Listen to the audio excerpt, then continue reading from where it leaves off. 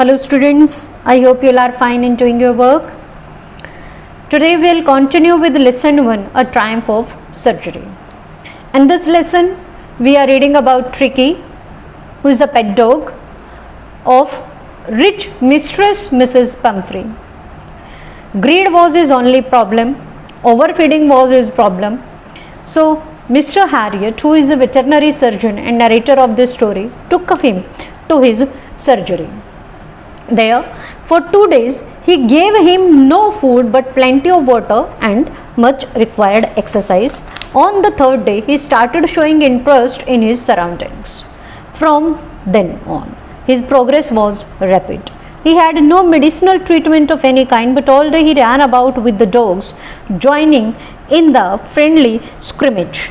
He discovered the joys of being bowled over, tramped on, squashed every few minutes. He became an accepted member of the gang, an unlikely, silky little object among the shaggy crew, fighting like a tiger for his share at meal times and hunting rats in the old house at night. अब इसमें क्या बताया है यहाँ पर, 3 दिन के बाद उसे सारी उसकी जो प्रोग्रेस थी तो बहुत तेज़ हो गई. उसे कोई मेडिसिन्स नहीं दी गई थी, सिर्फ एक्सरसाइज दी गई थी. अब वो बाकी डॉग्स के साथ दौड़ता, उनके साथ भागता, फूड ढूंढता, खेलता, और जब फूड दिया जाता सबको तो वो भी फाइट करता अपने शेयर के लिए. ऐसे नहीं था वो कि उस शेगी होता रोएदार, उस भीड़ के बीच वो एक छोटा सा सिल्क का पोटली, ऐसे नहीं था वो. इनफैक्ट अब वो एक एक्सेप्टेड मेंबर बन चुका था. यानी बाकी डॉग्स जिन्होंने पहले दिन जब ट्रिको को लाया गया तो ट्रिकी को उन्होंने देखकर उन्होंने स्निफ किया, ऐसे लगा कि ऐसे ही कुछ पड़ा है, कोई चीज़, कोई जीव, और वो इग्नोर करके उसे चले गए थे. लेकिन अब एक्सेप्टेड एक मेंबर की तरह वो बन गया, एक्सेप्टेड, स्वीकार जिसे कर लिया गया उस गैंग का, और एक टाइगर की तरह वो लड़ता भोजन के समय पर कि अपने और साथ साथ रैट्स को भी पकड़ता, वो शिकार करता, चूहे का शिकार भी करता, वो उन्हें पकड़ने के लिए उनके पीछे भी दौड़ता. अब वो बाकी डॉग्स की तरह एक्टिव हो चुका था. He had never had such a time in his life. आज तक उसके जीवन में ऐसा कभी समय नहीं रहा था. क्यों? क्योंकि फूड के लिए उसे फाइट नहीं करनी पड़ती थी. मिसेस पम्फ्री उसे खुद स्वयं उसे समय समय पर फूड देती थी. ना सिर्फ 3 टाइम्स मील मिलता था, रादर सप्लीमेंट भी मिलता था उसे बीच बीच में. जब उन्हें लगता था कि नहीं ये तो कमज़ोर हो रहा है, उसमें एनर्जी नहीं है, वो उसे खूब सारा फूड भी देती थी और खाने के लिए. All the while, Mrs. Pumphrey hovered anxiously in the background, ringing a dozen times a day for the latest bulletins. अब मिसेस पम्फ्री बहुत प्यार करती हैं अपने डॉग से, ट्रिकी से. होवर्ड होता मंडराना, घूमना अपने बैकग्राउंड में. मतलब वहाँ 15 दिन की अब कहानी बताई गई है, जो वो 15 दिन के लिए ट्रिकी को तो यहाँ ले आए. ट्रिकी तो इस तरह से रिकवर कर रहा था. मिसेस पम्फ्री का क्या हाल था? मिसेस पम्फ्री अपने घर में एंग्शियसली, बड़ी परेशानी से घूम रही थी. दिन में कई बार फ़ोन करती, डजन टाइम एक फ्रेज है, इसका अर्थ है बहुत बार, मैनी टाइम्स फ़ोन करती जानने के लिए कि उनका डॉग कैसा है. I dodged questions about whether his cushions were being turned regularly, his correct coat worn accordingly to the weather, but I was able to tell her that little fellow was out of danger and convulsing rapidly. अब वो क्या कहते हैं कि मैं उन्हें, जब भी वो उससे सवाल करती कि भाई वो तो बड़ा नाजुक सा डॉग है, उसके कुशन्स उसे सही समय पर बदले जा रहे हैं, दिए जा रहे हैं या नहीं, उसे कोट पहनाए जा रहे हैं या नहीं, लेकिन उसे तो अब बाकी डॉग्स की तरह रखा जा रहा था.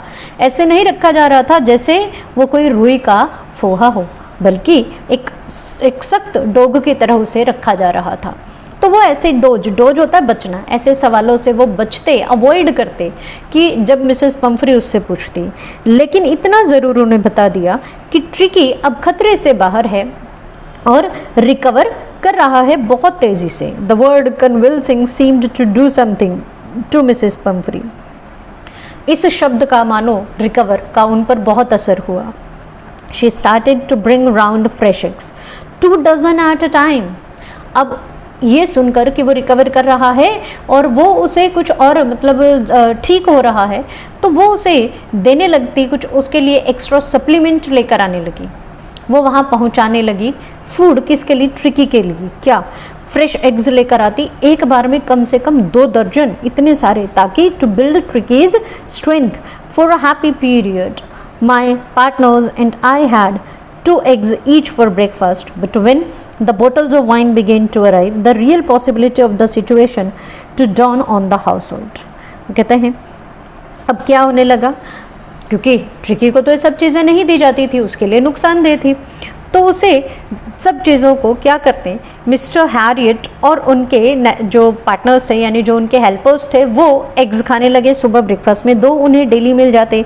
अब उन्हें अच्छा लग रहा था, लेकिन धीरे धीरे वाइन बॉटल्स भी आने लगी ताकि उसे सर्दी ना लगे, उसकी ठीक रहे वो.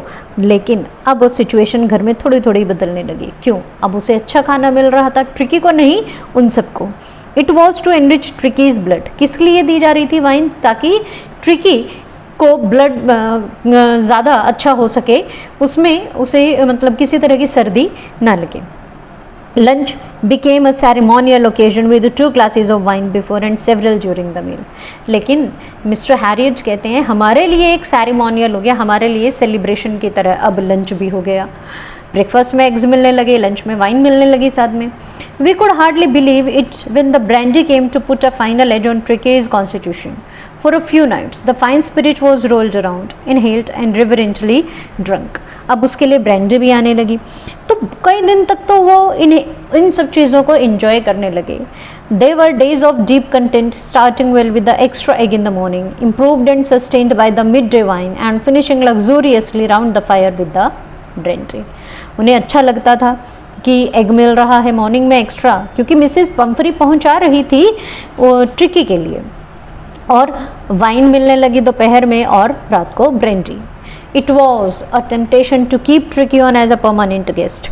अब उन्हें मन में टेम्पटेशन होता है लालच, लुभावना. उनके मन में मानो एक लालच सा आने लगा कि अगर इतने ही मज़े हैं जब तक ट्रिकी यहाँ है तो, क्योंकि ट्रिकी जानवर है, वो तो नहीं बताएगा कि मुझे चीज़ें मिली या नहीं मिली, लेकिन उसके लिए नुकसानदेह थी ये सब चीज़ें. उसकी ओवर फीडिंग ही उसकी प्रॉब्लम थी. दोबारा से वो वैसा ही हो जाता, अभी वो पूरी तरह से ठीक नहीं हुआ था, इसीलिए उसे वो चीज़ें नहीं दी जाती थी.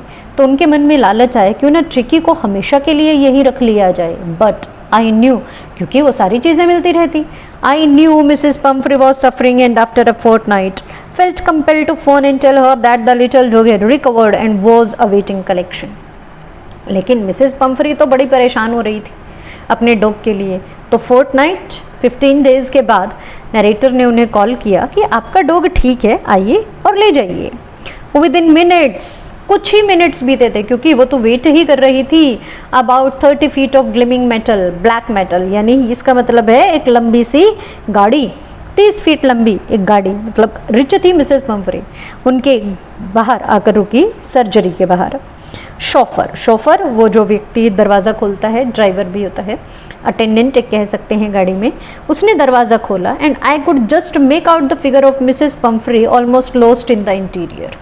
और गाड़ी काफ़ी बड़ी थी, लग्जूरियस थी. उसके अंदर जो इंटीरियर था गाड़ी का, उसमें मिसेस पम्फ्री थोड़ी देर बाद दिखाई दी. हर hands were tightly clasped in front of her. मजबूती से अपने हाथ बांध कर बैठी थी, इंतज़ार कर रही थी अपनी ट्रिकी का. And her lips trembled. Oh mister Herriot, do tell me the truth, is he really better. Mr Herriot को कहने लगी, प्लीज़ बताइए वो बिल्कुल ठीक है ना? Yes, he is fine. There is no need for you to get out of the car, I will go and fetch him. कहने लगे, मिस्टर हैरियट आपको बाहर आने की ज़रूरत नहीं है, मैं ही ले आता हूँ आपके डॉग को. I walked through the house into the garden. A mass of dogs, mass यानी collection, भीड़. Dog was hurtling round and round the lawn in the midst, ear flapping, tail waving, was the little golden figure of Tricky. देखो शुरू में वो कहते हैं एक sausage की तरह वो दिखाई देता था, मांस का एक बड़ा सा टुकड़ा, लेकिन अब उसे वो गोल्डन फिगर कह रहे हैं क्योंकि ट्रिकी में काफ़ी सुधार हो गया था. दौड़ भाग करने लगा था सबके साथ, लिमिटेड फूड उसे मिलने लगा था. उन सब डॉग्स के बीच ट्रिकी भी खेल रहा था. इन 2 weeks he had been transformed into a leather, hard muscled animal. अब वो एक सख्त मसल एनिमल यानी एक डॉग की तरह मजबूत फुर्तीला बन चुका था. He was keeping up well with the pack, stretching out in great bounds, his chest almost brushing the ground. काफ़ी ऐसे लग रहा था जैसे हम मुस्तैद कहते हैं, एक खट्टा खट्टा सा डॉग, यानी कि जैसे एक मस्कुलर पर्सन आप समझ सकते हैं कैसा होता है, छाती बाहर निकली हुई, उसके मसल्स दिखाई दे रहे हैं, ऐसे ही ट्रिकी के भी मसल्स बन चुके थे अच्छे से। I carried him back along the passage to the front of the house. Narrator उसे लेकर बाहर आए जहाँ मिसिस पंफ्री वेट कर रही थी। The chauffeur was still holding the car door open. Chauffeur ने अभी तक, ये देखो इसमें बनाई हुई है, दरवाज़ा खोल कर रखा हुआ था, पकड़ा हुआ था। और जैसे ही when Tricki saw his mistress, जैसे ही ट्रिकी ने भी अपनी मालकिन को देखा, ही took off from my arms in the tremendous sleep and settled into Mrs Pumphrey's lap, sailed into, sorry, lap, गोद। जैसे ही उसने मिसेस पंफ्री को देखा, कूदा जोर से, लीप, छलांग लगाई, जबरदस्त एक अच्छी छलांग लगाई और मिसेस पंफ्री की गोद में जाकर बैठ गया। She gave a startled ooh and then had to defend herself as he swarmed over her, licking her face and barking। और मिसेस पंफ्री से चिपट गया मानो। स्वाम वैसे होता है मंडराना, लिक कर रहा है, चाट रहा है उनके चेहरे को, बैक कर रहा है, मतलब पूरा प्यार जता रहा है अपनी मालकिन को देखकर। During the excitement I helped the chauffeur to bring out the beds, toys, cushions, coats, bowls, none of which had been used. अब जब दोनों एक दूसरे से मिल रहे थे इतने दिनों के बाद, ट्रिकी और मिसेस पंफ्री, तब तक नरेटर ने शोफर की सहायता से वो सारा सामान जो भेजा गया था ट्रिकी के लिए वो वापस रखा। उसके बेड, उसका टॉयज, कुशन, कुछ भी यूज़ नहीं किया गया था। As the car moved away, जैसे ही गाड़ी चलने लगी, Mrs Pumphrey leaned out of the window, अपना सिर खिड़की से बाहर निकाला, गाड़ी की खिड़की नीचे की शीशा, और tears shown in her eyes, her lips trembled. खुशी के आंसू चमक रहे थे उनकी आंखों में, खुश थी बहुत अपने डॉग से मिलकर, इतना फुर्तीला उसे देखकर, और कहने लगी, oh mister Herriot, she cried, how can I ever thank you, मैं आपका शुक्रिया कभी नहीं अदा कर सकती। This is a triumph of surgery, ये आपके सर्जरी की विक्ट्री है, जीत है।